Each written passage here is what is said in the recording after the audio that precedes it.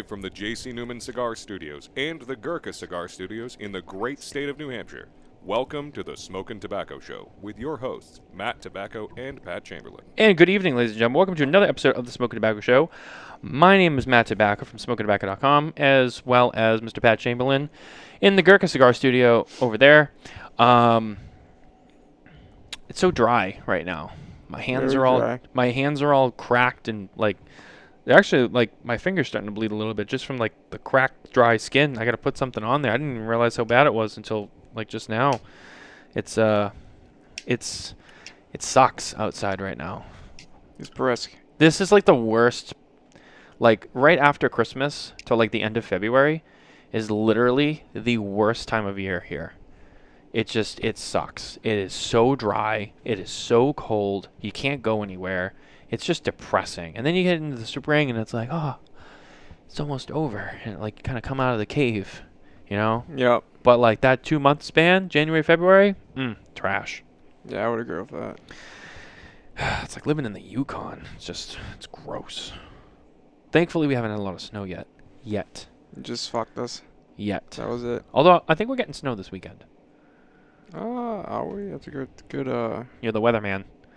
You're the one when there's 3 flakes on the ground. You're like, I can't come over because I was misinformed on that. I have to stay home because 3 snowflakes came down. I don't see any snow. I see next week. Next weekend we got some snow coming in. Oh yeah? Is there a lot? It's a decent amount, not too much. Yeah. A couple inches. Well, this is the price we pay for living in New Hampshire. I mean, it is what it is.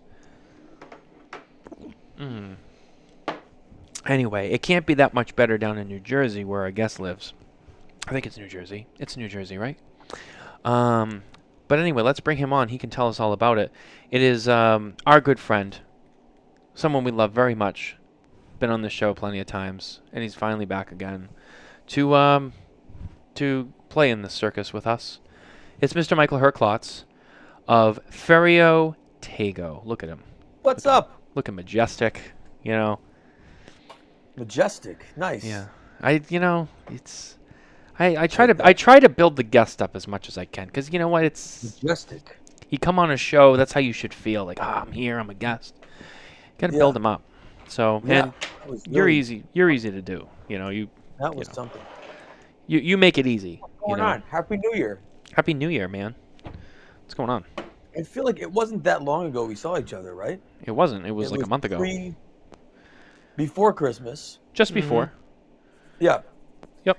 Yeah, at the fabulous Twin Smoke Shop 724 Lounge. That's right.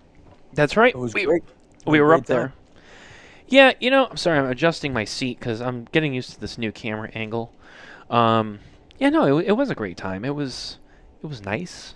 We had a great time. You had to bail out Pat. Now, we told this story on the next show after that. So for those who've, been keeping along, now Michael is here. He can touch on this, but this was the incident where Pat had a tiny hole in his suit, his new trial suit that, he was not supposed to smoke in. That he wore to a cigar event. And then he came to me at 9 p.m. early hours on a Friday night. Oh, I think I gotta go home and worry about my suit. And I'm like, what? And he's like, I burned a hole in my suit. And then next thing I know, we're all downstairs. And Michael comes downstairs and he's like, let me see this thing. And he's, 911 to the rescue. And Pat's sitting there sweating bullets and just saved the day. And he bailed your ass out. And I think in front of everybody, I think you should thank him again. Thank you. You're welcome. It was like an operation table. It was. Yeah. I got a good. Though. In the grand scheme of things, came out pretty good. It did. I mean, there's still the smallest of holes, but I don't think anyone would notice it unless you told them exactly where to look and what happened. I forgot about it up until tonight, to be honest with you. Did you already? Yeah. Well, I wore that jacket today as well. Did you have a trial? No, I had grand jury. Oh, all right. Well, close enough. Yeah, close enough. There was still people there. Yeah, that's fine. But we fixed it. Great. You did. The suit. Good as new. You saved his career too. He doesn't have to look like a fool. Coming from you, Can't do anything about that. The judge pulls him aside. Prosecutor. Approach the bench. He comes. Oh fuck! What did I do? And he comes up and he's like, "Is that a hole in your suit? When you come into my courtroom, no holes in the suit. All right, Can you clean it up." imagine? I know, right? Well, then I don't think you know about this. A week later, he came over to do a show, and he was all fired up. And I said, "What's the problem now?"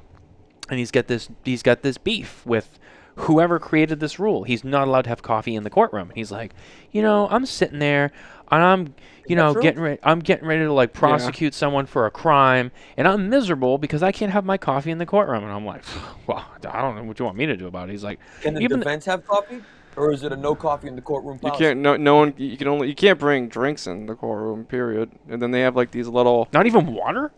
They have pitchers of water that are on the council tables. Okay, all right. So. And yeah, that's it. That's it. Yeah. No coffee. Really? And they put ice in the water, which I like warm water. So. It's. Yeah. You are just struggling. Come on. How about that? Oh man, you just can't win, huh? It's All right. I just like busting his balls because he gets so upset about it. It's alright, I'll leave you alone now. What are you smoking? What are you smoking? I'm smoking the Elegancia 2022. Yeah, it's alright. 22. Nice. Yeah, it's got some years on it. It's alright. Yeah, just What do alright. you got? You got the same thing? I got the same thing. I'm doing the 2022 as well. I also have a Suma on deck if need be. Nice. In the Robusto format, which is nice. Very good. Although I think the best size, in my opinion, is the Torpedo. Oh, you said I was going to say Corona Gorda. Oh, really? Alright, I thought you were going I to say smoke a Corona lot of Gorda. the Corona Gorda, but I do love the Torpedo. Corona Gorda is a good. No, I agree. I think all the sizes are pretty good. I've smoked them all now, but I remember the Torpedo was a favorite. And I believe. Torpedo is very fudgy. It's like the fudgiest of all the sizes. Yeah, and I think the Torpedo, because you were on the Suma made the list last year, like number 5 or something like that. You were way up there. I think it was the Torpedo size that we put on the list. So I know it was a favorite here. So it was good, but they all are pretty well. Great cigars, and the Suma is made by Casada as well, right? Yes, sir. Yeah. Honestly, Honestly, I'm smoking the Generoso, which is Plasencia. no bullshit. I'll say this. I think that Suma is probably my favorite cigar to come out of that factory. Yeah. I like even like their own stuff, like everything that's made there. I think that's my favorite thing to come out of that factory. I'd put Elegancia up there. I mean, It's good. what you're smoking now, I think it is more nuanced, more complex, and more difficult to achieve a blend that is that refreshing and light in style but full in body. It's just such a unique relationship of body to flavor and strength. It's certainly a blend that I think is spectacular. I mean, it's got a lot of flavor to it. It has complexity to it, but it's also not too much. It changes so much. Like It that's the other does. thing. Like where you are right now compared to what that cigar becomes is night and day. It was blended very well. It performs really well. I still think, I used to say the Generoso was my favorite, and I think it still is between those two. But I will say the Elegancia continues to grow on me a little bit more every time I smoke it. Like just not like that I didn't like it, and like I'm starting to. I think it's starting to gain more on my palate with the Generoso. I don't know if people say your palate changes all the time. I don't know if my palate's changing, but it's definitely. I've been smoking a lot of cigars like the Elegancia more. Like more shade wrapped, more shade wrapped, more on the creamy scale. creamy Dominican, just more and more and more. I've noticed lately in the last 6 to 8 months. Well, and I think the more you smoke through the available experiences of lighter shade, creamier, nuttier styles, I actually think that will help highlight just how unique Elegancia is. because when you compare it against cigars that look like it, it definitely tastes, a leap above a lot of cigars that look like Elegancia, for sure. Right. Yeah, I mean, I think you're right. I totally agree, and I have been doing that. I've been smoking more and more and more of that stuff, and people always say like, oh, your palate changes, and I've gone through, in the last just about 10 years that I've been smoking. I mean, I've gone through a lot of different things, and I always kind of chalked it up to like, well, I was also for many years, like most of us hardcore cigar smokers, just constantly trying to discover new stuff. And I've gotten to a point where and I think even for you, like, you never really smoke everything and know everything, right? There's always something new to try and explore. But I've kind of gotten to that point where I'm like, I've smoked enough of the general variety where I kind of know what everything tastes like. And yeah, I feel like Your familiarity, I'm honing down more now.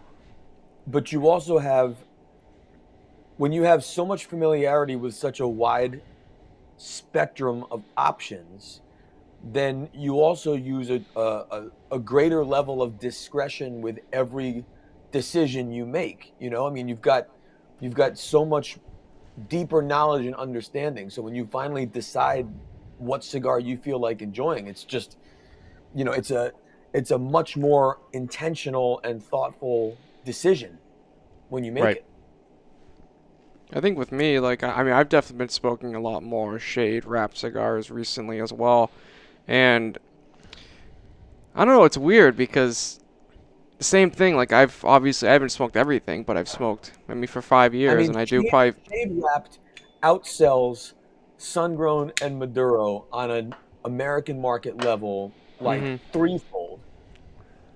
Yeah, I think, like, what I've found is smoking as much as I have, 5 cigars a day for 5 years, trying to, switch it up. So I've smoked a fair amount of different brands, different SKUs.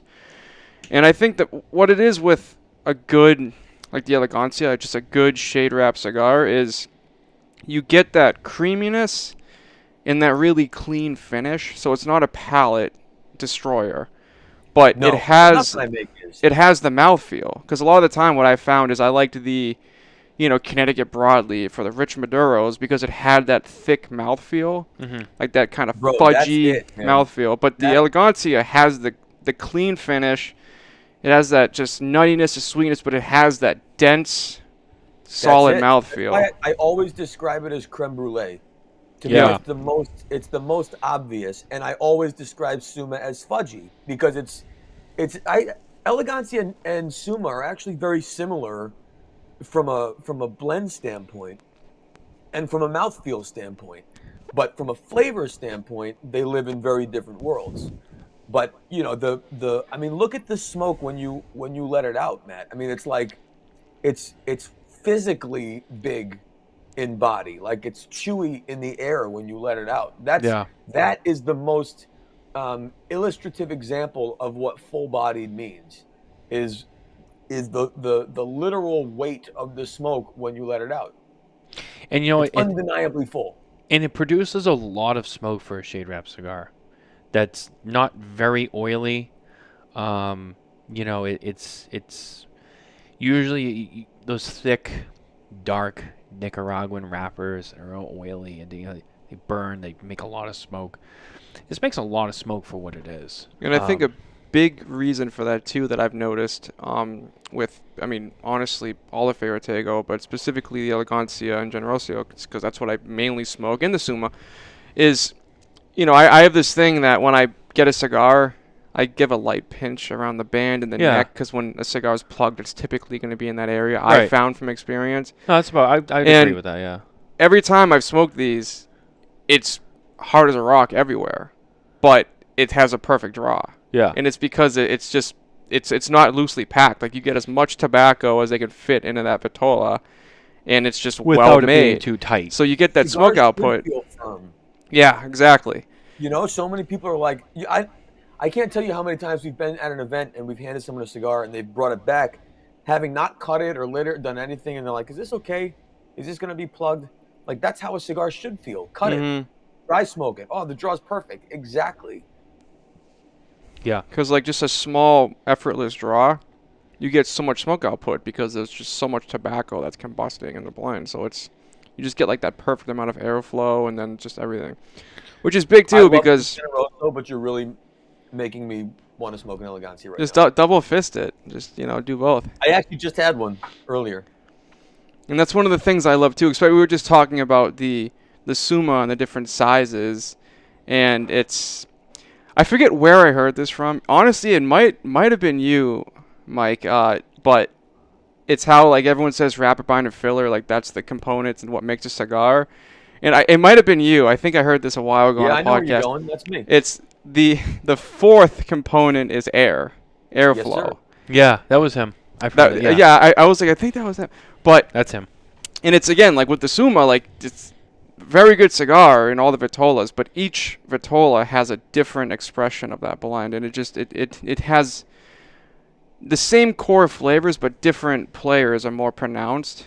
And But we spend very specific effort in each size, making sure that we're considering the influence of air, the influence of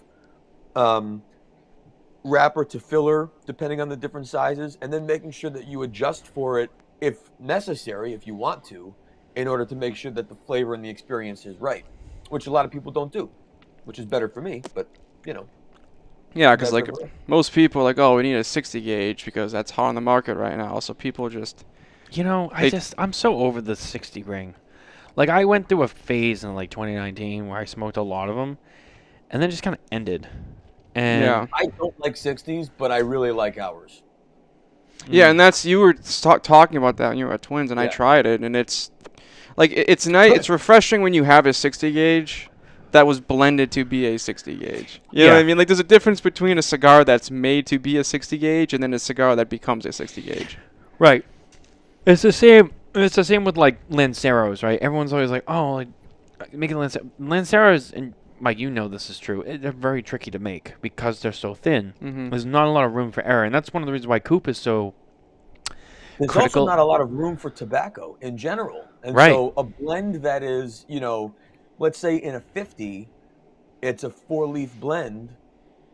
In a Lancero, you're using a lot of half leaves, which is really tricky to get to burn right when you don't have the benefit of a vein to preserve those channels of air. It really takes a lot of skill to make complex Lanceros that draw smoothly and burn evenly, Yeah. which is why so many people underfill them.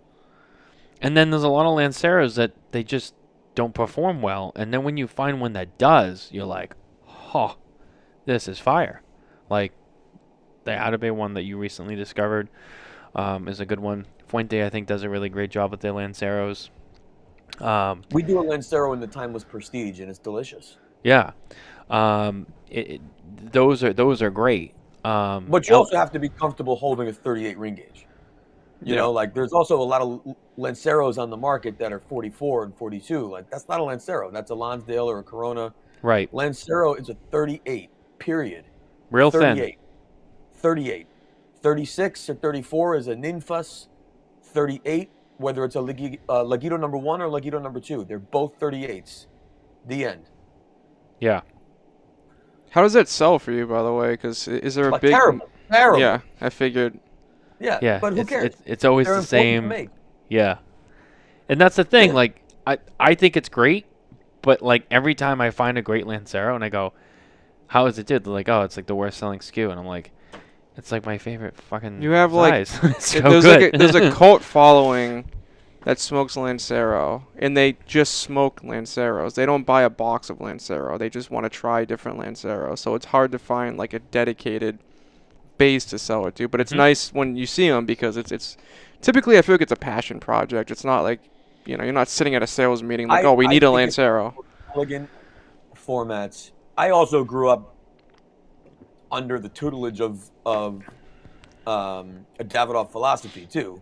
So I mean the classic Davidoff number 2, which is a Lancero. I think it's a 6 and change by 38.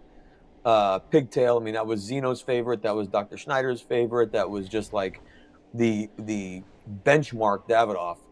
That's the cigar I grew up admiring so much. So I think it's also culturally, you know, my generation of the 90s and early 2000s, Lanceros were just a very important, highly recognized format that in the last 20 years has just been kind of replaced by Toros and 60s and other sizes that are just more popular.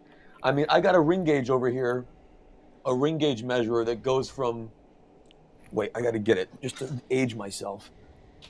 It's like 52 to 24, but that's when I started.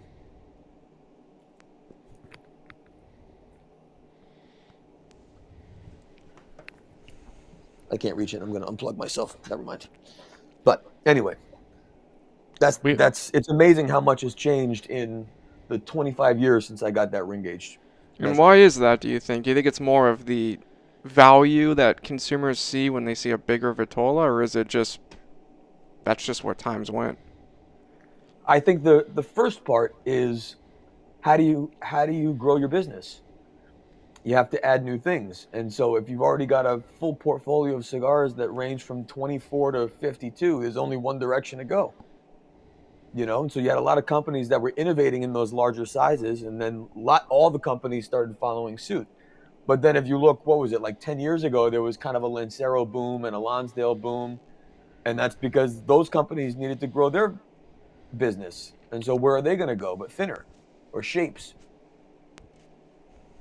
Even a good And same Lonsdale's with great. blend styles. Lonsdales are great. Corona Gordas are great. Yeah. Even I mean, regular Coronas are great. Yeah. Yeah. When I started, I learned blending on a 46. I feel like everyone blended in a 46 ring gauge because you could then interpret it from 38 to 50 or 52. But now you got to go up to 60s, and so everyone blends in a 50. Like I blend in 6x50 now, well, basically exclusively. That's your benchmark when you start a blend is 6x50, and then you always. go from there. Mm-hmm. Yeah. Yeah. And I feel like that's from other people when I've had this particular conversation. It's usually around that size. I've heard 52, but it's around that size is what I hear people kind of. That's their benchmark. And then they build off of it from there. But I think, I mean, and you can correct me if I'm wrong. I will. But my interpretation is that there are a lot of companies who, you start with one size, you blend it, you get it right, and then you tweak it to get other sizes. Correct. And I think there's some companies that they do that first one, and then they're like, well, let's just make it in this size. And just based on some of the performances that I've seen, and I'm like, oh, like this really doesn't hit, and this really doesn't hit. And then you get meaning they scale a blend to multiple Vitolas, but they don't tweak the Vitola. Correct. Yeah. Yeah. And then you go to that Toro-ish size, depending on the specifics of the sizes in their line, and you're like, oh wow, it really hits here. Then you venture to the other sizes, and you're like, what happened? And it's like they didn't try to even it out. They were just like, all right, this is it, just making another sizes, and it's disappointing because it's like, well, you got one that's great, but what if I wanted another size? It doesn't add up the same. I agree. And it's too bad, because sometimes you like a blend, but you don't always want that same size. I agree entirely. Yeah, and I think people need to be better at that. That's my opinion. Like whenever something new comes out, I always get the Toro just because I know that's going to be like the best. That's around the size that they blended with, and you're like, all right. So if it's good here, then I'll venture out. And then if you have another size and it's just as good, if not better, then you're like, all right, well, this is a good line now. Yeah, the line was in its entirety was probably done the right way. But I tell you, I've been where it goes the other way, and I'm like, Yeah, you can tell when it was blended for the Toro, and that's it. Yeah. And he can too. I mean, he does this every day. More than ever, there are so many great cigars on the market, whether you've heard of the company or not, and it becomes very apparent who's really putting in the effort. And it's becoming crystal clear who's really taking the discipline seriously, I think. You know, it's funny. I've gotten into this habit of when someone get in you know, unless it's obvious, someone will give me a cigar. Hey, try this, and I'll be like, the first question I ask is, what factory did it come out of? And I love the response because like 50% of the time it's like, don't worry about the factory. I'm like, I want to know what factory it came out of though, because that's going to tell me a lot of things. You know, because I have gotten to a point where like, you know, you kind of know, you know, based on trends and things and other products that they've made and how they've performed. Like for example, if someone hands me a My Father, I'm like, if this sucks, I'm gonna be shocked, because. But you know what? I also think it's important to let blends live outside of the bias or the prejudice of the factory, especially for brands like me, where I'm making in 3 different factories. And I would suggest that a lot of the cigars that we make at Quesada do not, quote, taste like Quesada. And certainly the cigars we make at Plasencia do not taste like Plasencia. I mean, they're each very unique expressions that are an extension of our process, not necessarily the factory's process. The factories are the ones who are helping to replicate that for market. But, you know, as proud as I am of the factories, I want you to cut it and light it and taste it first, so that you're as open-minded as possible. Yeah, I usually don't do too much research when something new comes out. When Ferrotego came out, what was that now? Like, that was 21 when you guys started? Was it 21? Was it 21? October of 21 we started Yep. shipping. Wow. So when they first came in, I remember Kurt. Crazy? Yeah, time flies. Kurt was telling me, the Elegancia tastes like it smokes like butter, and I'm like, all right, Kurt. So I went and I got one, and I had no clue where it came from. I was like, I'm just gonna guess Davidoff just because my Herklots, but and then I found out down the road the factories that were used, and I was like, wow, I would have never guessed. And I'm usually pretty good at guessing where a blend comes from, but I wouldn't have guessed at all. I would have been stumped. I think all our stuff, I've always, and I'm obviously very grateful to the factories for letting me do it, but they've always been very gracious about letting me play, you know, trying different tobaccos, putting them together, and just rolling with it, and not applying their comfort zone or their own manufacturing bias on our blends. They've always been very gracious to let us do the work, let us create the blends, memorialize it, and then they maintain it. So speaking of manufacturing bias, I want to ask you about consumer bias now. Hold on a second. Okay. Not to cut you off. I'm on a fucking roll. Fuck you. Well, we have I'm just joking. We gotta hit a couple of our spots here that we kind of steamrolled right past, and I don't want to forget about them. So, really quickly, and then don't lose that. I just want to mention 2 great people that helped make this show happen. That's first off, our friends at the number2guyscigars.com. That's right, the number2guyscigars.com. Head over there today to find Ferrotego cigars, and I think they have the whole collection, Mike. So head over there today. You can order all of the cigars from Timeless and Metropolitan Ferrotego at the number2guyscigars.com. And while you're at it, ask your local retailer about ST Dupont products. That's right, we always cut and light with our ST Dupont cutters and lighters. I have the Legrand here, the torch and the soft flame. We got the cigar rest cutters, which are the sharpest cutters I've ever used in my life. Pat's got the Biggie over there, which is a fantastic lighter. I love that lighter, that giant flat flame. Shake up the legacy with ST Dupont. All right, so sorry about that. You were saying? I forgot. I was kidding. Did you? Oh, no, man. I didn't. So, consumer bias. So, how have you had any adversity with previous consumers of Timeless and the other brands that were represented with Nat Sherman with the products that you're releasing today? Like, was your intent to replace what was in the market there, or to put your own twist on it? And then how has that been received by the consumers? So yes, yes, and yes. The intention of Timeless and of acquiring those brands was to continue the work.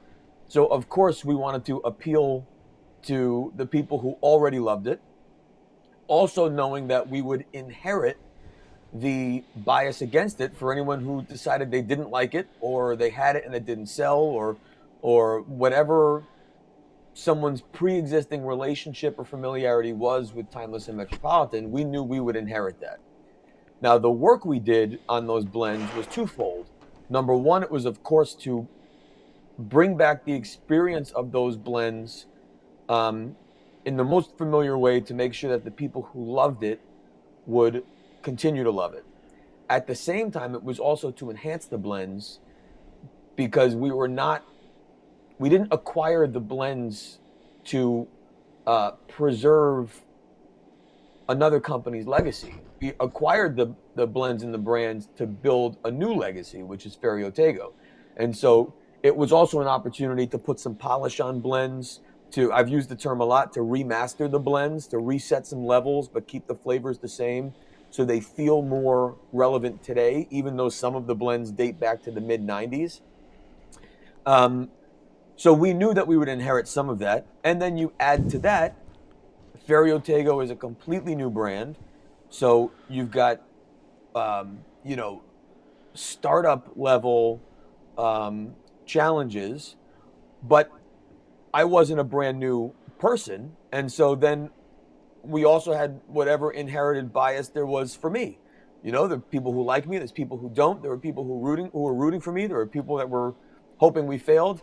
There were some people who thought we were too expensive when we launched. There were some people who thought that we weren't expensive enough after we launched. It was just any level of criticism and critique and judgment. And it's fair to say, and you can go back and look at some of the early shows I was on, and certainly the shows that Ferio Tego was discussed before we launched. I mean, Matt was right up there as one of the, certainly I don't think skeptic is overstating it. That I don't take that as critical, but I know you had some skepticism, and we talked a lot about it. And you even had skepticism not just about Ferio, but about Metropolitan and Timeless. If we didn't stick that landing, we were going to be in for some serious shit. I remember you and Coop talking about it a couple times. We did. And so when you're up against that amount of bias or preconception or whatever you want to call it, bro, those stakes are high, man. But we knew that going in, so we were very prepared to face it head on and make sure that our ducks were in a row, and we came out swinging. And I think now, looking back, what we've accomplished in 3 years is pretty strong, man. I certainly can't think of, and Matt, I mean, you interview a lot more people and you talk to a lot more companies. I can't think of a 3-year-old startup that has done what we've done in the time that we've done it, which is a tribute to everybody really rowing in the same direction. Davidoff USA as a partner for all our distribution, the 3 factories being totally aligned, us having our ducks in a row as far as forecasting and ordering and blending, hitting the market, doing events, doing the tour for the last 2 years, working with our sales reps, having retailers that are really in our corner and evangelizing our story. There's a lot to be proud of, man. Yeah, and I mean, I can even touch on that, how it's impressive where you've come in 3 years. Because I remember when it first came out, I mean, obviously, Kurt's a big supporter of your brand. And so when it came in, the first thing he educated us on it, like, hey, push this, people are going to love it. A lot of people came in here and smoked Metro. So it's in Timeless, so just, get behind it, try it, and just talk about it. And when it first came in, I mean, we had Nat Sherman still, and it was like a blowout sale. So it was hard from a consumer standpoint, where, you could get like a Metro for $5 at the time, right? And then now that the new Metros are like $11, $12, around that range. So it's just, from a consumer standpoint, it's like, what's the difference? There was- The there was secondary definitely band's a lot. different. There was a lot of opportunity for confusion early on, and that created some conflict. There were some people who brought us in early and didn't succeed with it. They didn't know how to talk about it. They were talking about, do you remember Nat Sherman? It's kind of like that. It used to be that. Now it's this, and it didn't work. But I think now, going into 2025, this is a clean story. We're one company. It's Ferio Tego. We have 3 brands: Ferio Tego, Timeless, and Metropolitan. We have 9 core blends. Here's the story. These are the factories. Go buy them. Whatever they were, used to be, who owned them, when they launched, none of that information is at all relevant to a consumer's decision on whether they love it and they want to repeat it. You know what I great. think too is I think I know that you're really strong on that too, and I know why, and I think I agree with you, because it's about now. It's about you now. The old company's gone, so it's irrelevant. I think that, especially right now, it's important. I think years down the road, as the company grows and it gets bigger, sure. I think that history of the old company kind of comes back into play, and you kind of talk about that story. But I think that's a down the road, like when you guys have your own length of history, and you kind of like for example, Kurt with 724. It wasn't always K.A. Kendall's. It was R.G. Sullivan's. It was made up in Manchester, New Hampshire. But that brand's been around so long now, and Kurt's had it for so long now that you can kind of tell that full story. But right now, I think you're right. It's about Ferio Tego. It's about it's about you, the story, or even the story about the logo and the Herklots. What do you call it? The Coat of arms. The coat of arms. Yeah. The crest. Yeah, I mean that's a big part of the story there, and I think it's very important. When people bring it up, I think the best way when you kind of you bridge that gap and you bring it back to Ferio Tego is you're like, well, yeah, I mean those brands were part of that old history there, but look at who. I mean, you weren't the only person. Let me respectfully say that, but I think you also have to remind yourself who was a person who played a huge part in some, like Timeless, and Metropolitan. Who's before Ferio Tego existed? Well, who was one of the most important people that helped to develop those brands? You. It's still you, and it's been you. So again, it's kind of like to add on to what you're saying. It's as much as there was that other history, it should be about Ferio Tego now, and it kind of, in a way, always has been. Because you played Certainly such a for role in Timeless. it. Yeah, Of course. That was my first project. Right. So Which is also why I still felt so you. passionate about buying it and continuing it, because it really was It was just like yours. wanting to continue the work. Yeah. You put so funny, much of your personal love into it. It's like you couldn't let it go. It's like I gotta do something here, and I gotta keep it going. The story's not over yet. If someone said to you, "Hey, do you know this guy Michale Herklots?" and you say, "Yeah, I know him," and they say, "Well, tell me about him. I don't know anything." You're not going to start with, well, he's a twin. He was born in Montana, and then he moved to New Orleans and Vermont, and then moved to Connecticut, and he went to public school and like, who gives a shit? Like, I suppose if you want to learn all of that history, you can go find it. But if someone asks you who I am, you're just going to tell them the most relevant, newest bit. The thing that's the most important, or the things that are the most important and relevant, so that person gets a general sense of who I am. Well, and it's the same brand. And I think that this part of your story is the legacy that you leave behind. I mean, and that's the most important. It might be current now, but I think this is going to be the rest of your story, and that's why it's the most important chapter. Although it's definitely the most important chapter. There's been some great chapters, but I mean, guy went to Berkeley. He's a pretty good drummer. I mean, just saying, guy knows music. I mean, he's very intelligent. I mean, but at the end of the day, yeah, Ferio Tego that's his fucking story. So, again, like you always say, just keep telling the story. And I think the different. I mean, you mentioned other 3-year startups, right? There's certainly a lot of companies that have emerged over the last couple of years, and I think a lot of them are still doing well. I think the difference with you that those other people didn't have is they've had to kind of not that you haven't had to do some digging, but you were fortunate enough that you were able to get those brands to continue on that already people knew. Now you're right. There was this high stakes that you had of like, well, making sure that you stick the landing and you do make it continue the right way. But I think you are fortunate enough, not that you couldn't survive without them, but that you had those, which was great. And I think you did stick the landing and you've kept it going and the train is still rolling down the track. Now, that's not to say it hasn't been easy. You still had to start a new company and get it out there and reopen all the accounts for it and getting everybody back into it and kind of, like build it up again. And we didn't look. A lot of people, I'd say of all of the accounts that we had when we closed, I would bet maybe 50 to 60% came back. Okay.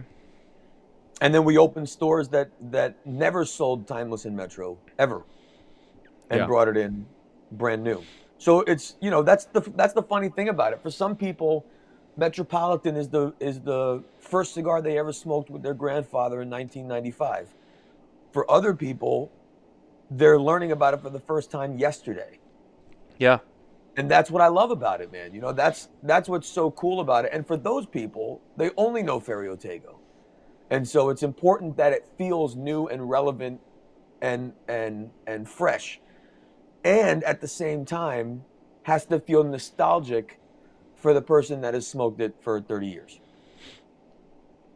Yeah, I mean, and I would say, especially with, I think, our generation, we have a generation that's much more nostalgic than I think older generations. I don't know, maybe someone who's a little bit older than us, not much, but maybe feels a little different. But I know for me and a lot of people that I'm surrounded with, there's a lot of people just very nostalgic, love that going back in time, and I think you're right. And I think especially as time moves on, the demographic gets younger because it happens in any business because people get older, they die, and then the new group comes in behind them. You kind of poised to you're in a sweet spot of that transitioning of the generations here, especially with cigar smokers. Getting a lot more younger smokers nowadays. I mean, you remember a time when cigar smokers was like 45 and up, and now you got 21-year-olds who are so into it. But you also had generations of people who were discovering at 18 for years.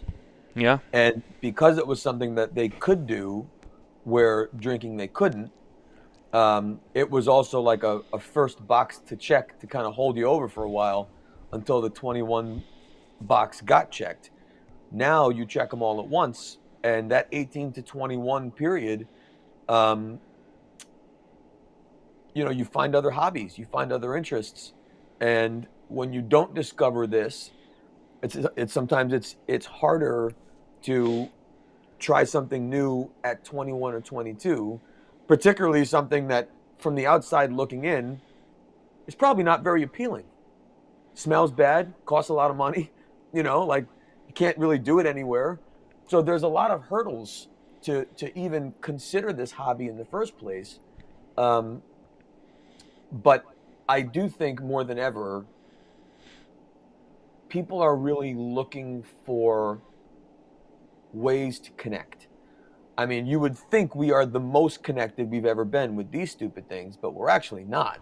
We went from hyper connected to then hyper tribal, all as a result of the same thing, and this really presents a very old world style of camaraderie and engagement and communication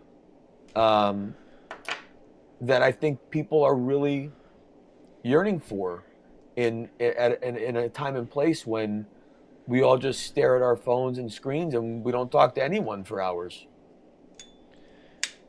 White chocolate covered cashews. I love that. Totally. White chocolate covered cashews right there. Yeah, I'd say Where are so. you? Yeah, I'm in the same spot. Yeah. Like it just hit me like right in the mouth. It was like, ooh, that's nice. Yeah, it definitely changes. I'd say about every inch, maybe even more Yeah. often than that. And And I you're don't- still before the Elegancia band, right? I'm still before the secondary, yeah. Yeah. I'm just before. And I took it off. I got like a when you half an get to inch. That secondary is when the Nicaragua really kicks in with its influence, and you're gonna take a puff just like that, and it's gonna be like toffee, caramel, pecan, brittly kind of vibe in a puff, Candy coated? like that kind of like Yeah. that you're gonna keep that sugary. I mean that's a terrible word, but you know what I mean. That it's sweet but not cloyingly sweet. But then that when the Nicaragua kicks in, it adds this layer of just decadence that's slamming. Wow. See, and I like it too because I retrohale every draw, so it's you see the what you see. You Oh, fuck, that's good. taste the changes as you go through, especially Yeah. when you're retrohaling. I think this is my especially favorite when you spot in the smoke cigar it right here. slow, and when you smoke it slow and you keep the temperature cool, you really allow for the perfect conditions for those obvious changes and developments to occur. Once the temperature is hot, it becomes distracting, the flavor gets sour, and the nuance becomes impossible to detect. Yeah. I agree. And I've been letting this one take its time. Yeah, I would So- much rather you relight it than keep it, burning hot. Man, I think so far, I mean, and I've smoked this several times. I mean, but man, right there, that's my favorite spot right there. It's just, that's great. But what I love about that is you couldn't have that spot there without all of the preceding piece of that blend, right? Oh, of course. That's a consequence of its maturity as a blend from the first puff until this point, and so that's deliberate. It's not just luck, That's part of the style of blending that makes a blend more dynamic, and if we do it correctly, it also makes it repeatable. And what I love about it is the next time you light up an Elegancia, it's a much more exciting experience. It's a different type of exciting. It's like watching your favorite movie again instead of watching it for the first time. When you watch it for the first time, you have no idea what's coming. And so it's all about discovery. When you watch it again, you anticipate those pivotal moments that something is coming where the plot is going to turn. And that excitement is very difficult. Is very different. It's a different kind of familiar but exciting moment in the blend, because it's coming and you're just waiting for it to hit, and then when it does, it's like, oh yeah. It's like taking a long road trip and you see like that one town that is exactly like halfway there, and you pass the exit and you're like, oh thank God we're halfway there. Yeah, that's a good way to put it. I like that. That's a good analogy. Yeah, no, I mean, it really is, and it really is. It's that halfway point. And yeah, mine's burning really well. I've touched it up a little bit because I've been letting it take its time, but other than that, I mean, it's been burning good. I think you're a little bit further than I am. Yep, I lit before you did though. But man, and the smoke production on it, a lot of smoke. It's burning well. Man, this one's really hitting the spot tonight, I have to say. I was kind of going back and forth, and I said, I'm going to do the Elegancia. You're doing one. Man, I'm so glad I chose to start with that. I mean, that is really hitting the spot right now. Very, very good. I just got to almost the same spot in Generoso, and this is where it gets meaty. Yeah. It takes on this like charry, dense, earthy goodness, like a steak that's just fucking so good.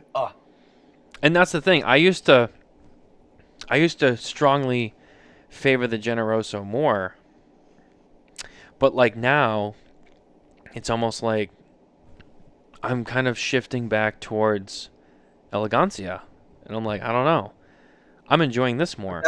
That's how it should be, man. Yeah. And I do the same thing with wine. I do the same thing with food. I'll be on a meat kick, and then I'll have a beautiful piece of fish, and say, "Oh, I got to eat more fish." And then you go on this fish kick, and then someone cooks up a steak, and you're like, "Oh, I haven't had a steak in so long." Same with wines. You're on a red kick forever, but then someone pours you the most beautiful glass of white, and you're like, "I got to drink more white. This is so good. Why don't I drink more white?" And then you go down the rabbit hole of whites for a month, and then someone pours you a beautiful glass of cab, and you're like, "Oh, where has this been? I've been drinking so much white." That is the intention of these two being adjacent to each other. They are a red and a white. They are a fish and a meat. It's intentional that they are both the best of their styles. And then you add Suma into the Ferry Tego kind Yeah. of collection. And Suma is flavors that look like this style in a body and a mouthfeel that feels like Elegancia. It's like which the is why love it's child punchy. between the two. Yeah. Yeah. And Suma was a big hit right off the bat too. I remember at the was. trade show in '23, It's still everyone a that hit. was the takeaway everyone was talking about was Yeah. the Suma. Suma was. I mean, when Suma came out, I think the Suma, respectfully, I think it had more buzz than the original two. That's not necessarily a bad thing, but I remember it was like, oh shit, like here's the next one, and people got right into it. And I remember you were doing events and really getting it out there in the beginning, and people were talking about it, and it was like, if you had the Suma, like the blah blah blah blah. That became the real I talk of the honestly town. think we've gotten more accolades. We got more accolades in 2024 than we got in 2023 with Suma. I think It you just did. continued. It just continued to stay on people's lists, continued to gain space in people's shelves. Um, it's been very very and look, it's core. It's sold in standard boxes. It's a little bit less expensive. There's multiple sizes, so it is more conventional and more approachable than an annual limited release in one size, two blends. That can be a difficult story to tell.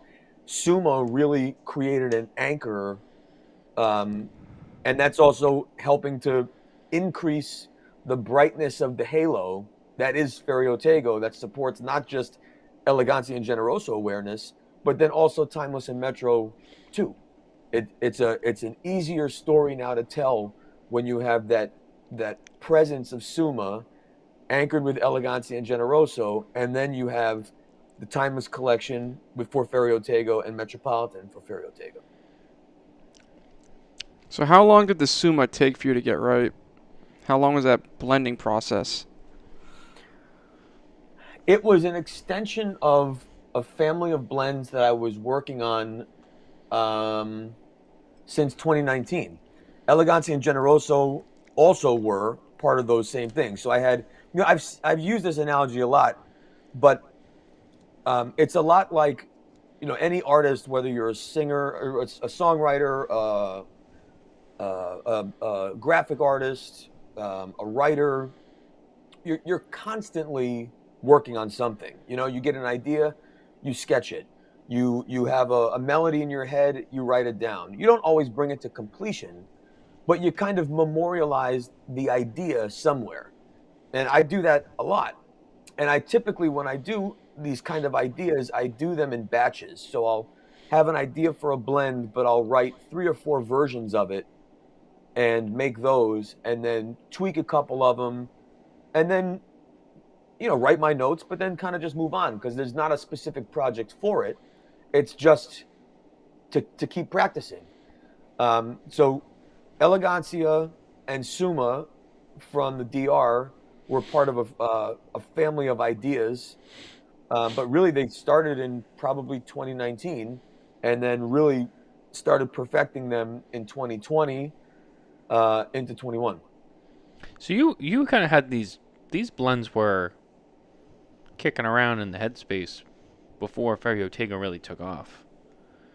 For who knows what it could have been. Yeah. Could have been a Natural Limited. It could have been a new, they were just blend ideas. Generoso was part of the same exploration that the Timeless TAA came out of, which was also part of the same exploration that the Epoca limited edition 2019 came out of.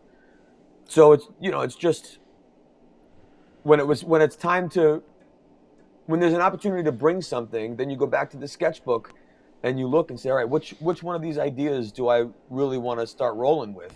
And then you remake them, and then you start tweaking, and then you start blending towards finality. You know, it's funny you mentioned Apoca. Do you have that one too? Do you own that Yep. that name? Now, I know that you're not trying to get too hot and heavy out of the gate, but I mean, is that plan to bring that one back as well down the road? I think I've asked you this before, but maybe things have changed with your original answer. We certainly plan on using it. We own it. We've protected it. Yeah. We've got some ideas for it. The two biggest challenges are, number one, the word in Spanish is pronounced época. Okay. So no one pronounces it correctly, which is not a great thing for a brand when no one pronounces your name right. But época doesn't exactly roll off the tongue. And so to any Spanish-speaking person who hears someone say epoca, they just cringe. So that's challenge number one.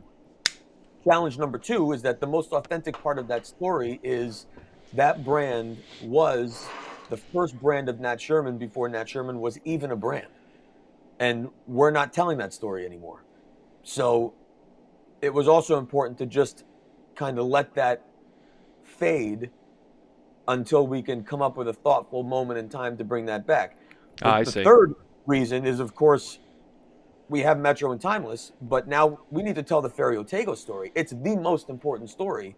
And so we can't continue to dilute the number of stories we're telling by adding another one that has so much more to explain. Sure. So for now, it stays, but we'll see. We've been running some ideas. But for the fans who used to smoke that all the time, there's hope that someday they could see it return. I'll tell you this: if it returns, it probably will not return as it was. It's not going to return in the same blend, the same box, the same price. But interestingly, Elegancia also came out of that generation of blends. So if that original Epoca blend, there is some DNA in Elegancia from that original Epoca. Yeah. I mean, I don't think I ever smoked a lot of them. I've had them. I don't. It's been a while, and I haven't smoked enough to really remember it. I was always more of a timeless smoker, like going back. But so it comes up from time to time, and I think about it, and I'm like, that's another one that does exist. But yeah, I mean that makes a lot of sense. If you see any old ones, grab them. Do you guys have any of them? Do you? Yeah, we have plenty. Do you? I was gonna say twins bought a bunch on the way out. They are did. smoking magical. They did. I bought a lot of stuff from them. I was buying bundles of Timeless Supreme. Like 10 count. I think were they 10 count bundles? I think they were like 10 count bundles. And I remember, right after, they made the original announcement, and then, they had it all out, and I was buying bundles and bundles of it because I'm like, oh shit. And I still have some of those. When we announced Ferio, Nicole posted a video taking the band off. I remember that. Yeah. It was great. It's out there somewhere too. It's somewhere in our universe. But yeah, I remember that too. She was like pulling them off. She was like, "Who?" She like pulls it off. It was great. Yeah. No, I mean, but I still have some of those too. I don't have many left, but I think I have one over here actually. But because they were smoking great. But I've been smoking through. I have a couple here. No, wait, yeah. I thought one of them said Ferry Otego. No, yeah, there's 3 right here. Is there more there? Yeah, Old Supremes right here. And But they have the secondary? Yeah. So yeah. That means that they're that's 2018 production. Yeah. I had a couple of the old bands, and I think they're all gone. I think I smoked my last like OG timeless with you the last time you were on. I don't know if you remember that. Yeah. And I think that was my last one, and I remember that smoked beautifully. But I definitely don't have any more of those. That was my last, and it was great. Age was You know what's still so like funny, right man? there. When I left Davidoff and joined Nat Sherman, I mean, I was a huge Davidoff guy, and I had a hell of a collection, still. But I remember as soon as I got to Nat Sherman, my affection and even just my interest and desire in smoking cigars that I loved just a week prior, I it's I didn't lose the love for them, but I had this new love that was trying to create timeless and trying to create this stuff. And so I had so much focus and energy and enthusiasm for those that I really stopped smoking all the old stuff, and it's just been aging forever. And as we were closing, I bought a lot too because I was afraid, this is the end. So I wanted to keep a lot of that work for me. And then we did our deal, and I have so much old, aged, original stuff. Every generation of every blend, I have them all, and I look at them, and I'll go to smoke one, and I don't want to smoke it. I want to smoke a Ferio version. It's very funny. It's just like the emotional connection to it feels different. I want to smoke the one that's now, the one that's mine, the one that has Ferio on it. Yeah, I mean, I understand both sides of it too, because for me, like I said before, I'm very nostalgic. So as much as I would be in the same boat as you, I'd also be like, I'd smoke it and be like, oh shit, like this takes me back to like old times and when this came out, and I remember when it came out and this and that, and blah blah blah blah blah. I've got But that's bags and me. bags of production samples. I mean, going back to like 2012 with the Wow, first runs of Timeless, dated rapper samples, all like lined up. I really should start smoking some of that stuff. you should. You should. I mean, it's kind of sort. I mean, it's not gonna perfectly last forever. I mean, you gotta enjoy some of it before it kind of gets a little bit past that True. point. Gotta enjoy them now. I mean, those are all what it's 14 years. They got plenty of life left, Hmm. especially in the Timeless blends. Even Sterling. I got some old Metro Connecticut's. Those are pretty done at this point, but they're fun. Those are fun just to hold on to. You Sure. know, Of course. Of I course. feel like there's some stuff that you just hold to hold. There's wines I have that I'm never going to drink. I just want to look at them. They mean more to me to own them than they do to drink them. Hmm. I definitely know. And I think you have that collector mentality. I certainly have it. We know Kurt has that mentality. Kurt saves everything, which is, I mean, not always a bad trait until it becomes like too much, I guess. But um, But I there's stories in them. There's like yeah. I have cigars that my drum teacher from in college. He was a cigar guy. He gave me my first Cuban ever, and I never smoked it. I was like, this is so cool that he gave this to me, and this is my first, so I kept it, and I And you still have have it. it. Yeah, it's a What? Bolivar Gigante. I was just gonna say, what is it? Yeah. I still have the three Opus X Perfection A's that Carlito gave me when I met him in 1999. Oh Which you wow, heard that really? story, right? Did you hear that story about that cigar? No.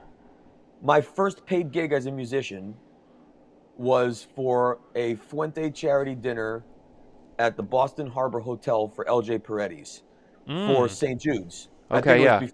it was before Cigar Family Charitable Foundation.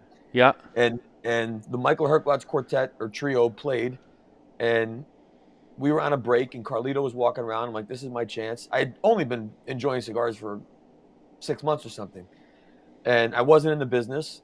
And I introduced myself, and he said, "Oh, you enjoy cigars?" I said, "Yes." And he hands me an A, which in 1999 was a serious, serious deal. And he said, "Does your band smoke?" And I'm like, "Oh yeah, definitely." And then I took all three and I put them in my pocket, and then I kept them because it was just the coolest thing in the world. And then fast forward we're at Nat Sherman. I was doing a fundraiser and an auction for Cigar Family Charitable Foundation. The family was there. Carlito was there. And if you've ever seen me do an auction, I always do warm-ups. Little lots, onesie, twosies. Because at the end of the day, we're raising money for charity. We're not doing a fire sale. So you take something easy and you sell it for as much as possible. I've done it with my pocket squares. I've done it with whatever. And so I brought this cigar and I told the story and I said, I have 3, so I'm going to sell one of them. And we start the bidding. I think I opened it up at like $50. And I don't remember what it went for at this point, but it was like 1,000, 1,500, 1,800. I couldn't tell you. It was a lot of money for one cigar. And everyone's cheering and screaming and going nuts. And I'm like, all right, come up and get it. Come up and get it. And no one was coming up. Carlito came up and he takes the microphone. I'm like, come on up, come on up, come on up. And Carlito takes the mic and he goes, Michael, he takes the cigar out of my hand. He goes, I gave this cigar to you in 1999. Don't ever fucking do that again. And he gives it back to me. And he was the one that bid on it. So that's such a Carlito move, too. Right? That's a Carlito move. And I put it back in my humidor, and that's it. You sold it, and you got to keep it. And I got to keep it. And you didn't pay for it. No, he did. Twice. Yeah, twice. And that's the other thing, too. I mean, you've kind of created this little side, not side gig, but what's the right word I'm looking for? As an auctioneer, you know, everyone knows now you are you're the face of the big night at Pro Cigar because you do the big auction every year. And coming up. Yeah, got to get that voice ready. You know, you got to command the stage. Yeah, that is coming up. Shit, it's so amazing how fast time flies. I remember last year, Coop was down there and he was telling me all about going, and you guys, the president of the Dominican Republic was there, and he I don't know if you ever saw that picture of him that I have it. Coop? Yeah, after he met the president and he's like, oh my God, and he's like, all of a sudden I have that photo, and he was like, damn. He loved that was one of the highlights of his life right there. That night, like the whole dinner and meeting the president and then leaving with you to get to the Great Smoke. I mean, that's I think that's up there in his like top 3 life moments right there. It was an epic 24 hours. Yeah, it sounds like it. It sounds like it. I'm a little jelly, but it's, you know, that's awesome. I remember I told him, I was like, look, as soon as this thing is over, we need to get out of here and we need to go straight to the airport. So I want you, like, you got to be here and ready. Our bags are already in the car. And I get off the stage and there's Coop standing literally at the foot of the stairs of the stage with his passport on a lanyard around his neck. I was like, come on, put that thing away. Come on. We're not walking through this party with your passport on your neck. Come on, Coop. Come on, buddy. Hey, at least he was prepared, you know? He was right there. He's like, let's go. We got to go. I'm like, I know we got to leave. We got to get out. We got to get out of here. It was so funny. That was nuts. And that was it. We raced to the airport, jumped on a plane, went to Lauderdale. Made it. Yeah. Yeah. It was fun. Yeah. Coop was like, I could get used to this. Yeah, he loves it down there. I'll tell you, one of these years I'm going to get to Pro Cigar too, and I look forward to it because, sorry. You've never been? Nah, never been. Oh, man. There is no more important event, truly. Yeah. Maybe next year. We'll see. I don't know. It's been on the list for a while, and you know, been working it, but no, almost. Oh, there's one more in here. Almost went this year, but unfortunately it didn't happen. So I'm hoping maybe next year it happens. But it's on my list. You know, for all of it. I mean, you know, and someone who plays a huge part in it. You know, there's a lot of layers to it. I mean, you have the factory experiences. You have, you know, the events. You have the white dinner, and is it the white party or the white dinner? Yeah, white night, white party. Which is different from the night you do the auction. That's like a gala. Is that what they call it? Yeah. Yep. So the whole experience. I know it's, out of all of the festivals, I would say that one probably gets talked about the most. Pro Cigar is, I think, the one that I mean, Puro Sabor is big, and I know that a lot of people go to that, but it always kind of feels to me that Very different, though. very different. But I think Yeah. that Pro Cigar, it always But Pure feels to Sabor is me is only the most 2 esteemed. years old. I don't know how they've only done maybe 4 of them, and this is going to be. I think the Pro Cigar Festival first one was like 09 maybe. Oh, really? No, Okay. before that, 07. I was still at Columbus Circle, and it was before I got back to Madison, so it was somewhere 06, 07. Somewhere around there was the first one. But I've been to every single one. Oh, even the And first one? You've been all of them? Yeah, every one. Wow. And it's just been amazing to see that event evolve. Just get bigger and bigger and bigger over time. And not just bigger, but better. Yeah. And more meaningful and raising more money and just to see how the membership has grown of that association. It's wild. Really wild. Yeah, I mean, I think, without even having been there, from everything I've heard, I would say it's one of those events where if you can go and you love cigars and you want to know more, go. I mean, there's a lot that you can take out of it, even if it's just a snippet. There's a lot you can get out of that.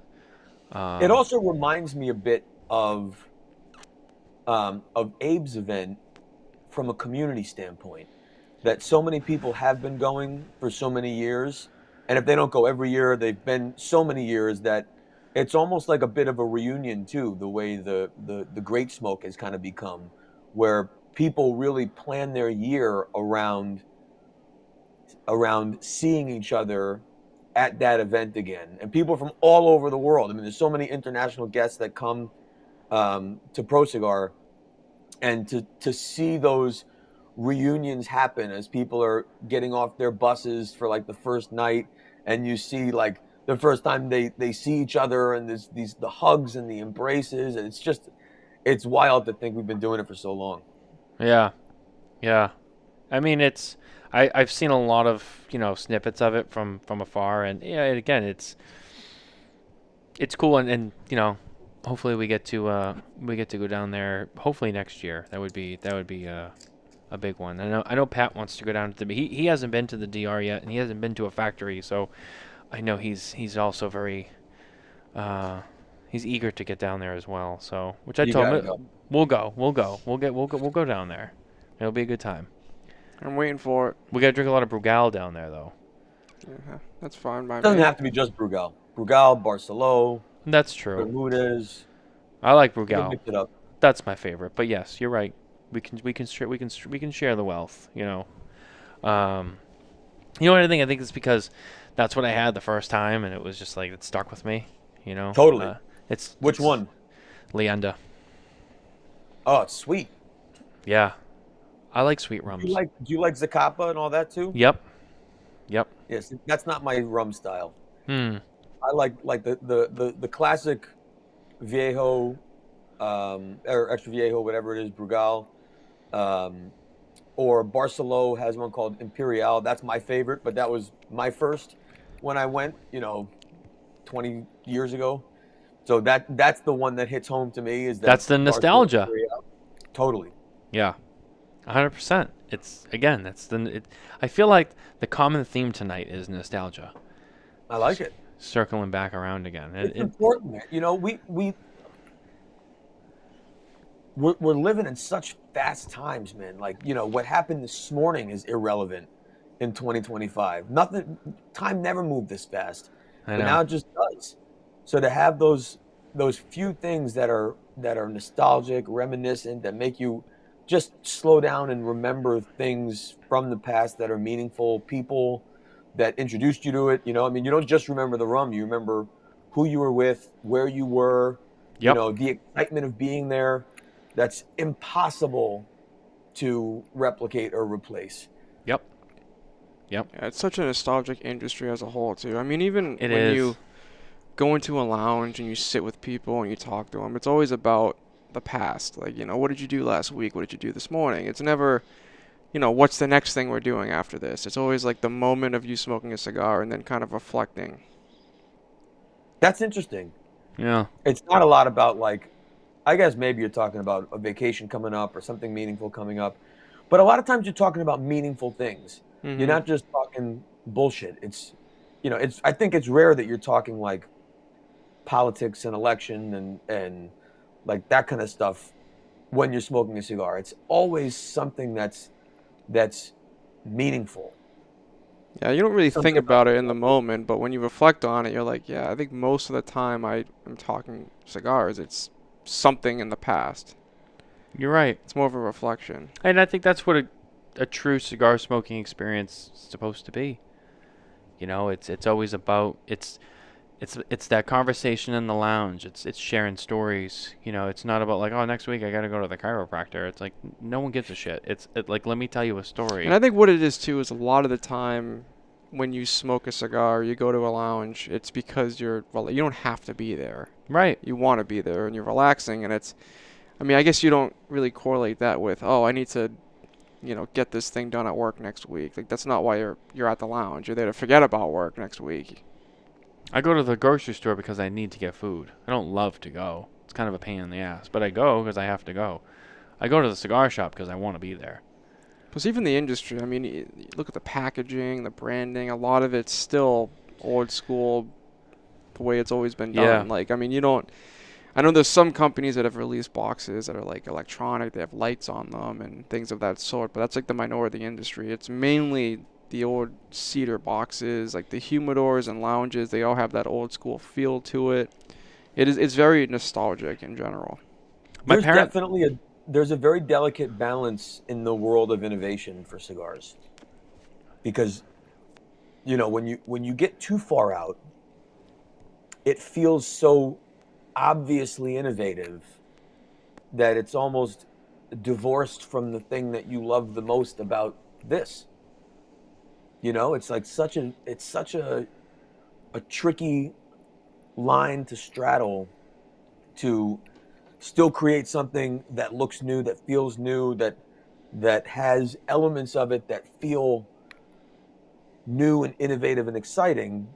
But to your point, if it sings songs and has lights, it's probably not going to resonate for a long time, or not resonate to the degree that the more traditional styles resonate. I mean, we've seen products that sing songs and have lights too, and I mean, they're talked about briefly when they come out, like, oh, look at this box.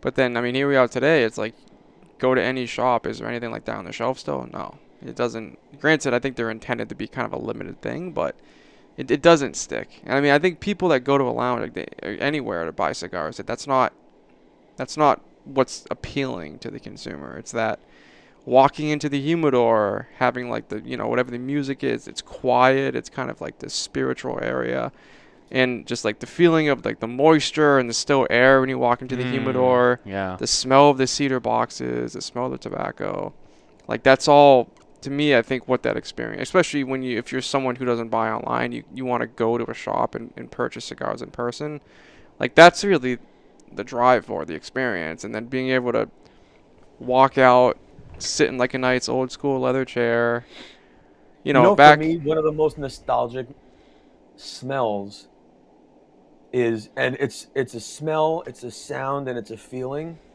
when you walk into a cigar shop, when you work there, and you put the key in the door, and you open the store, and you turn on the lights, and it's an empty shop.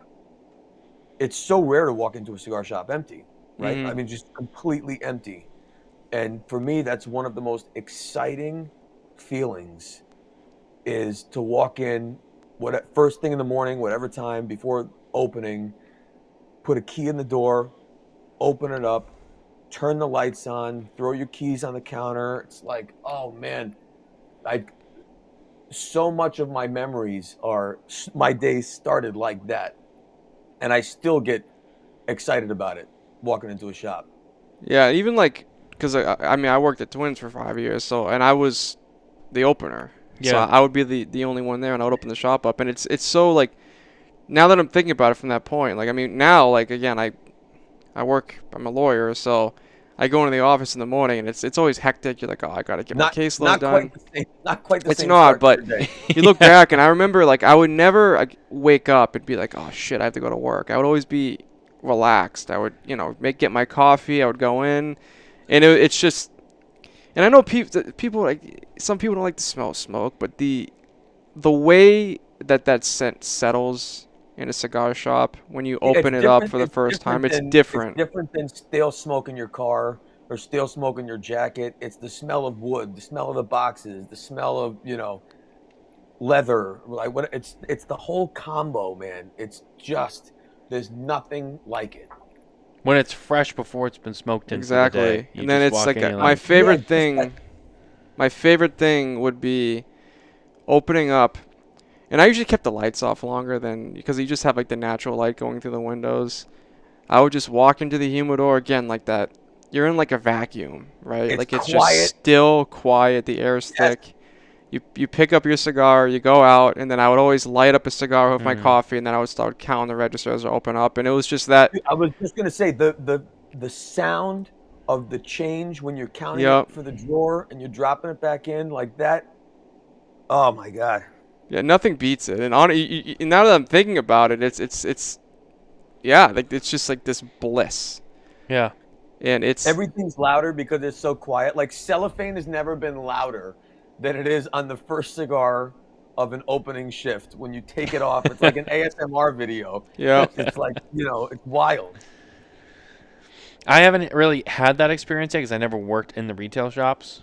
It's one of those like if you know experiences. But I respect it because I've had other experiences where like I get it, and yeah, I mean it's closing is also cool too. Like there's something about last out, that everyone's out. You set the alarm, you lock the door, you check it, lights off. There's something about that too that's very nostalgic to me. But the opening, that's it. Yeah, nothing beats it. Especially like the Sunday shift when it's a little bit slower too, and it's just a Sunday morning when it just feels like a Sunday. I would always morning. put on like soft. Kurt's a big blues guy. You always gotta have blues on. But when I did Sunday shifts alone, I would always put like soft jazz instrumentals on and just vibe out. It's like honestly the fact that I was getting paid for it was insane because it was just so relaxing. I mean I would work and I would if Kurt's watching I would work. Trust me, I worked. But Kurt, it sounds like he was fucking around a lot of the mornings. Yeah, I brought a lawn chair in. I was just reclining. I got a beer. No, it is different. Like, and again, like I was in school, and to me, like when I was working on the weekend, I was like relaxing. It wasn't work to me. It was just unwinding. Yeah, Man, for me, it's one of those unique perspectives. I think that I don't know what it adds to Ferriotego, but it definitely adds something. I spent 20 years at a register. Now the last 7 or 8 at Nat Sherman, I was obviously not standing at the register as much as I did, say, in Davidoff days, but still, like that connection to that part of retail. I feel bad for people who can't relate. I mean, I shouldn't say I feel bad. I don't feel bad. I feel fortunate that I do relate.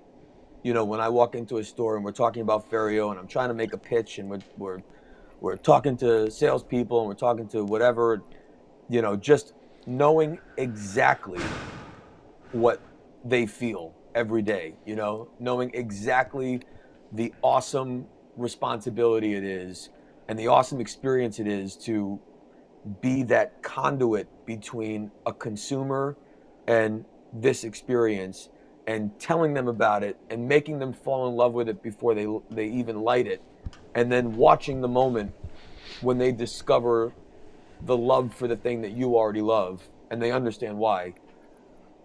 It's great. And it's even like more, even like from just like the day-to-day retail perspective, like opening a box up, like taking the knife out, cutting the cellophane off the box, and then cutting the seal. The seal. Yep. Thank you. And then just opening it up if there's any like, literature that's in the box, taking it out, and just it's just something You to pull it. the It's paper, you pull the the ribbon. yes, you do like the wax whole paper routine. off. So yeah, and I think it's very valuable if somebody who's on the manufacturing side of it can relate to that, because I think it's important, because there's just little detail, and especially like when a consumer buys a box too, like it's the experience, and it's getting it at the shop, it's opening the box for the first time, it's the way that you're going to store the box, which again, the Elegancia with smoking, it's a humid box. It comes with a humidipack in it, and it has a nice tray. You pick the tray up, you can open the pack up, put it on the bottom. There it is. So that way the cigars aren't resting directly on the pack. It's just it's made to store that way. So that experience of purchasing the box is unique, and I think that's really important in the retail setting, is relating to not just how the cigar is going to smoke, but how that overall experience is going to be buying it and then opening it, and just, you know, it's weird to talk about, but it's a real thing. You know, it's Go funny. get a job in a cigar shop. Yeah. I encourage everyone, if you love it, ask your retailer for part-time hours. Go work a Saturday. There's nothing like it. Especially working with customers too. It's not like I mean, I worked at Abercrombie when I was growing up, so I know what like retail looks I mean, I've like. worked in retail too. I mean, And it's I worked in different. retail for a little while myself, not in a cigar shop, but I mean, so I kind of know, you know, opening a store in the morning, but a cigar shop specifically, I mean, It's like if you took it's its own thing. if you took retail and mixed it with being a barber, you know, like you have those conversations you have with your barber, with your tobacconist. It's not just like oh, what are you buying today? Oh, commission, I'm going to upsell it. No, you're talking about, hey, how's it going? Why are you here? Like, why are you smoking today? How was your day? Like, what are you going to have to drink with it? You know, it's much more personal. It's so personal. Yeah. You know, and then sometimes Especially you now. get, yes, especially now. Because you can just buy it on here, you know? There's nothing you can't buy on here. So if they're already opting in to walk in your door, give them the show that they're looking for. Exactly. You know? Give them the experience. I was Especially, just like, on a show talking about this for 90 minutes. Yeah, and It's so important. And I think we're fortunate being in New Hampshire having so many good cigar lounges, because it's not, I mean, it's retail, but it's not really retail. You know, like a lot of the patrons to the cigar shops in the area go there because of that personal connection they have to the tobacconist, and it's just you want that engagement. And again, like, it's easy to buy stuff on the phone, it's easy to have stuff get shipped, but it's not, you don't have that intimate experience with somebody kind of going through and having the, how was your week, you know, how was work today. And then you don't have the oftentimes experience of someone saying, hey, listen, if you love that, you are going to love this. And let me tell you why. Exactly. You know, you don't get that. You get a pop-up that says, this is new, or if you bought this, here's 5 other options, click now and save 5%. You know, that wasn't thoughtful at all. That's an algorithm. Everyone's getting exactly the same shtick. You know, that's not memorable. Even like, I mean, I work like extremely part-time now at Twins. If I have, you know, there's an event or something, like when Michael visited, I was working the event just because they wanted me to be there. And I still have people text me like, hey, I'm at the shop, like, what should I get now? Because like you see what they smoke day to day, and you can just give them, and then you get feedback. Like, I would always, when I clocked out, like, again, like part of that routine when I was closing, is I would do a lap upstairs at the lounge, and whoever I sold something to, even if I just met them the first time, I would always go and say, hey, how was that cigar? And I would get feedback on it. Totally. And then next time they came in, I would remember, like, oh, you know, you liked the Elegancia last time, right? Oh, if you tried this cigar? I would always try something new with them, and it was just, you just build that connection with everyone. And then eventually, you know, I remember like when I first started, I had somebody that just strictly smoked acid cigars. They were a new cigar smoker, and that's all they liked. So then I got them on a Deadwood, which is a little bit, it's not traditional quite, but it's a little closer to traditional. Sure. And then you go down the road like a year, and they're smoking Padron 1926s. It's like, how do you get to that? If you were buying online, I don't think you would.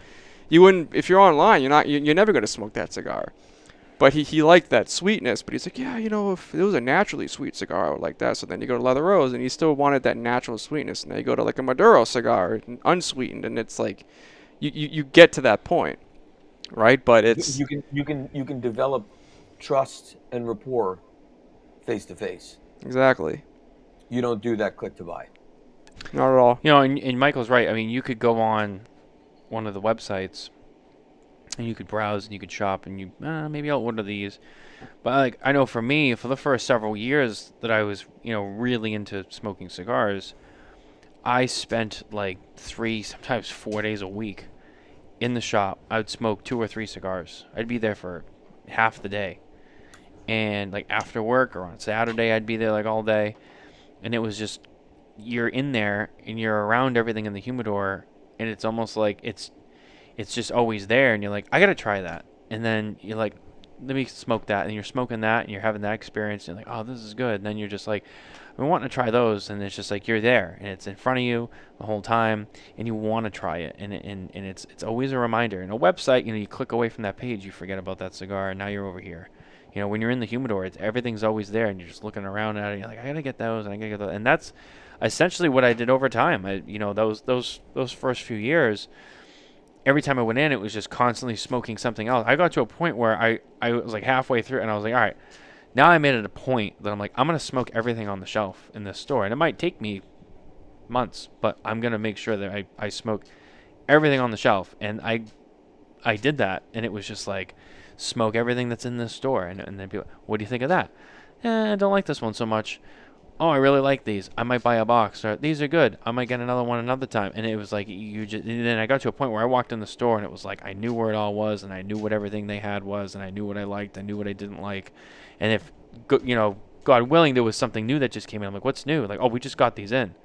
Give me that now. And it was like, let me try it right away, because like now there is nothing else new for me. So when something new was in the store, I was like, all right, I gotta have it now, because like I haven't had anything new for a while. So that was kind of like my routine too. It was just always going through and smoking everything. And one of the big things that I think some companies lose vision of is how essential B&M is when it comes in this industry. And I think when it comes to the volume of sales, obviously we don't quite compete with wholesalers online. Sure. But when it comes to educating and building a new consumer base, I think we far exceed anything an online retailer can do, in the sense that, I'll take one example, is when we empty boxes, we put them in a section in the store, and it's if you donate $1 to, I forget what the charity is at this point, but we donate the $1 to some charity, you can buy boxes, empty boxes. And there was one couple that came in, and the woman was a school teacher, and she would do arts and crafts, and there was always this thing every year she did it with her, I think it was like a 3rd grade class, that they would make something out of these boxes. I forget what it is right now, but she would buy probably about 25 boxes. And it was the second time they came in, so this would have been the second year I was working, and I recognized them because they're the people that bought the boxes last year. And I remember the guy said to me something to the sort of, why do people smoke cigars? Because we were just shooting the shit when his wife was just picking through all the boxes. And I said, because it's relaxing. And he's like, well, how's it relaxing? People smoke cigarettes, and they do it because they need to, get their nicotine fix in. And then his wife kind of was listening in on it. And then I was like, you guys, why do you buy the cigar boxes?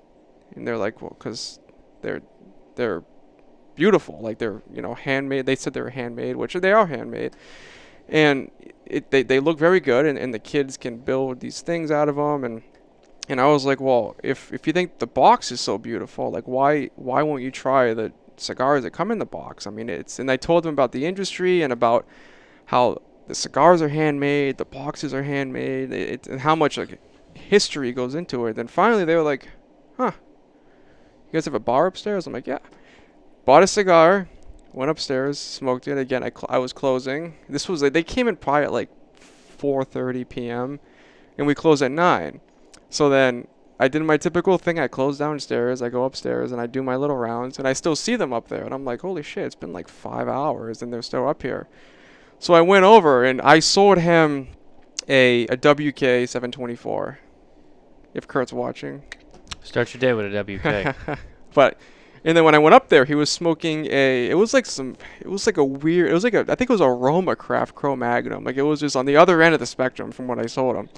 And I was like, I didn't sell you that. He's like, yeah, I wanted to try something different, like something darker, because I had a light one before. He was like wicked into it. And then he just like got up and he like thanked me. He's like, I would have never thought that this is something I would like to do. I just, my wife buys the boxes, and we've been doing this for years, and I just never thought to try it. And it's like, that was one of the more memorable moments I had working at Twins. And it's just being able to talk to somebody.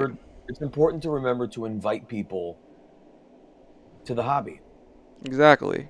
I think a lot of people are interested, and they just don't know where to start, and they don't know what to do. And a simple, hey, do you want to try one? You don't have to finish it. Just take one puff.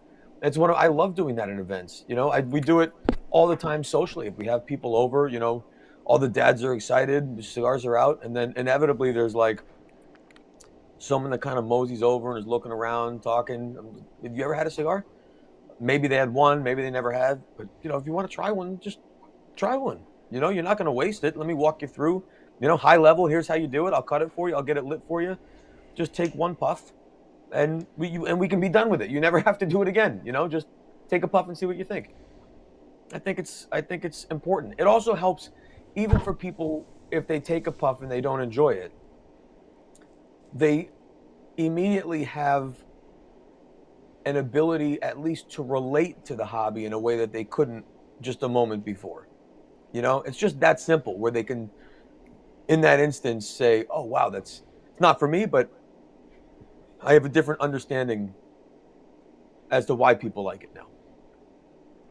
Yeah. Yeah, and I think that's what's most important, is inviting people in. Listen, if we invited more people and more people understood our most misunderstood hobby, we would have a lot more luck in our state capitals, in our national capital, when it comes to legislation, when it comes to trying to explain why handmade premium cigars are different. You want to understand how they're different? Cut one and light one and spark it up with 4 other people who love it. You're going to understand very quickly what makes this different. I talked about it on a show the other day, and this has always been my mantra. The biggest difference is that handmade premium cigars are a hobby, not a habit. And the way you can prove that is because in all of your most meaningful moments, I would bet you can remember the cigar that accompanied that moment. There are either moments that became memorable because of the cigar and the people you were with, or there was something that was meaningful and you selected a cigar to celebrate that particular thing. But no one remembers the cigarette because it's just always there, right? No one remembers the dip they throw in because it's always there. So they don't remember. Maybe they remember if they smoked, but they don't remember. There's no connection or relationship to the thing and the moment in time. But with this, there is. With wine, there is. If you look at people that love wine and open up special bottles versus someone that's just pounding what they drink over and over and over, and they only drink the same thing and they drink it endlessly, no matter what, there's one drink and that's their go-to. It's a different relationship to the product and the moment. And we are a product and moment industry, for sure. And that's one of the interesting things that just came to mind from you saying that is oftentimes you get somebody that comes in that's new, that has a wedding coming up, or it's their wedding, or they're buying the cigars for the wedding, and they've never had a cigar before. And typically I'm like, why do you want to smoke today? Oh, I have a wedding I'm buying a cigar for, or I'm buying a box for, or I'm buying the groomsmen one. And I always make a point to ask, just because I'm always curious. I'm like, well, if you've never had a cigar before, why at a wedding? Why is this one you're going to have when you've never had it before? Why is this coming to mind now? Like, oh, I'll try this thing at this big event that I'm going to. And there's never an answer. they're like, oh, it's just what people do. And I'm like, well, why do people do that? You know, I'm not going to grill the person that's in there behind the box. I'm not asking them all these questions, but it's because society has an interesting way, or I guess you can call it like an implicit bias towards hobbies. But with premium tobacco, historically and culturally, it's always been something positive. But I think currently there's such a negative shade towards tobacco that the roots of it, people still can relate to it, to be like when you have an occasion, you smoke a cigar. But when you get outside of that obvious example, it gets lost in just all of the bullshit that everyone spews nowadays about what the product is, like the misinformation. And it's always just interesting asking that question. Then why at your wedding are you going to have your first cigar? Why at that pivotal moment of your life that you're going to remember for years, your kids are going to talk about it, why do you want to have this thing that you would never touch otherwise? And it's always just, it's just such an interesting conversation to have, because it's just why. And that's why, because it's that historic, that history of what a cigar means to people when they're smoking it. You know how many weddings I've been to, and I'm not even in the wedding party, and people say, hey, by the way, can you bring cigars? And it's always people who, like, they never, they maybe they've had one before. Otherwise, you know, they don't really know. And I'm like, yeah. I can answer that question. And I'll bring this, and I'll bring the cigars, and then, you know, all of a sudden, you know, I show up, I got 2 boxes of cigars, and they're gone when I leave, because at least half the people get so into it, and then the night goes on, like, hey, I got another one. I'm like, yeah, they're up for grabs. I don't care. And they just, someone asked me once at an event, they're like, it was a something here local, and I brought some cigars, and you know, people mostly were like very excited and fired up. And the guy who was hosting was a big cigar guy, so he was excited. But then he saw a cigar that was probably an inch out of it, and it was in a cup, you know, in a drink, so crushed forever. And he's like, "Oh, does that, you know, I'm sorry about that." And I was like, "What are you sorry about? Like someone gave it a shot, you know? I think it's great. Somebody cut it and lit it, and gave it a shot, and had a great time with it. So they didn't finish it. Who cares?" You know, they exercised a little discretion. They had a little, they enjoyed it, they moved on with their day. That doesn't offend me at all. A little puff, try it, see what you think, and move on. Yeah, no, absolutely. I mean, and I think, like you said, we need to get more people to at least try it. Invite people in, you know, at least understand the lifestyle, so they can respect it a little bit more. There's nothing I hate more than when you see, like, the comments, like, as I see it, like, on social media a lot, when you get, like, these non-cigars, like, I could do without the cigars, though. And I'm like, if only you understood, you know, maybe if you understood I have a lot of a little bit friends more, you know, who you don't have to love it, cigars, but they can't post. You know, they're high profile, and they get slaughtered in their comments if they post something with cigars. yeah, that's a shame. I mean, absolutely slaughtered. It's terrible. It is. It's unfortunate, you know, like live and let live, you know. And if you don't understand And they it, try don't do it. it about anything else. They don't do it about high fatty foods. They don't do it about alcohol. They don't do it. It's just, if this shows up, it's, you're not being a good role model. Come on. We're not smoking meth. I mean, come on, you know. And I've had this conversation before, and there's never really a good answer to it, but it's like, you know, what can we do differently to combat that Stigma. opinion? Yeah. You know, and it's tough, because, I mean, you look at, I mean, we talk about FDA regulations and just overall regulation where, like, you know, marketing the products restricted, but I guess, like, as tobacconists, as a media outlet, as brand owners, like, what can we do to change what the opinion is in the general public about what the product is? And I think that's a I think challenge. we're actually doing a pretty good job as an industry. I think we're doing better than we ever have. Especially since Where- COVID. Yep, but I just think there is a general sense of understanding, because we're so misunderstood, because there's so much on the line, that the idea of getting cute and just understanding the risk associated with it, I mean, the years of cartoon bands and really getting very close to arguably marketing towards kids, even though everyone would argue that no, this isn't. But if it's a cartoon that's familiar that kids like, it's hard to defend it, So let's all just kind of collectively agree that if we all love the industry enough, innovate differently. But we have to be a little more together, and I honestly think that we are the most together we've ever been. It's just not popular to report that. Yeah. But I really think we are. And despite the shadow bans and the social media blocking things and all that, that's we're not going to get big companies to amplify and evangelize our hobby. So all we can do is try and give them the least amount of reasons to be stricter than they already are. 100%.